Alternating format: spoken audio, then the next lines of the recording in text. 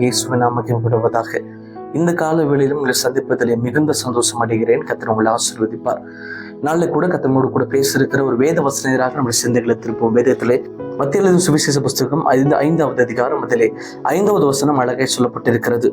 சாந்த குணமுள்ளவர்கள் பாக்கியவான்கள், அவர்கள் பூமியை சுதந்திரித்துக் கொள்வார்கள். எனக்கு அன்பான தேவ பிள்ளைகளே, அவனுடைய வார்த்தை எவ்வளவு அழகா சொல்லப்பட்டிருக்கிறது பாருங்க. சாந்த குணம் உள்ளவர்கள், அதாவது நீடிய பொறுமை உள்ளவர்கள் பாக்கியவான்கள், அவர்களுக்கு தன்னுடைய வாழ்வுல எல்லாவற்றையும் தேவன் கொடுத்து ஆசீர்வதிக்கிறார். பாருங்க, இயேசு கிறிஸ்துடைய வாழ்வுல தன்னை எல்லாரும் காயப்படுத்தினார்கள், எல்லாரும் துன்பப்படுத்தினார்கள். ஆனா தேவன் ஒரு சாந்தம் உள்ளவராக இருந்தார்.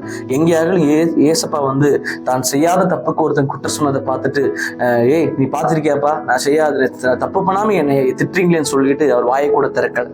பிலாத்து கேட்கிறாரு, உன்னை இப்படி கொல்லணும்னு நினைக்கிறாங்க, நீ ஏதாவது சொல்றியான்னு சொல்லும் போது இயேசு கிறிஸ்து ஒரு வாய் தராத ஒரு ஆட்டுக்குட்டியை போல இருந்தார். ஏன்னா தேவனுக்கு ஒரு காரியம் இருந்தது, அவர் சாந்தம் உள்ள தேவனாய் இருந்தார். ஏன்னா அவர் அந்த சாந்தமா இருந்ததுனாலதான் இன்னைக்கு நம்மளை எல்லாம் சுதந்திர கொண்டாரு. இன்னைக்கு பூமி எங்களும் கர்த்தருடைய அரசாட்சி உண்டாயிருக்கிறது.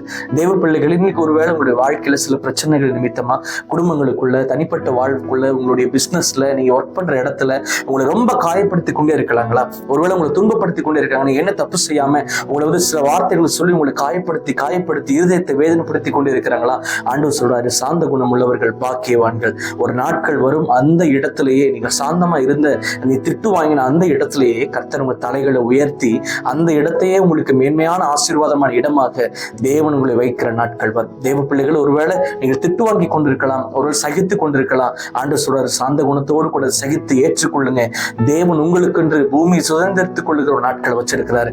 அன்னைக்கு நீங்க தேவ நாமத்தை மகிமைப்படுத்தி பேசுவீங்க.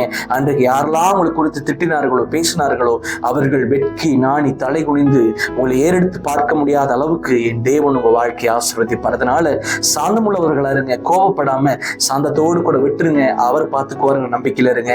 கர்த்தர் உங்களை ஆசீர்வதிப்பாராக. Have a blessed day. God bless you.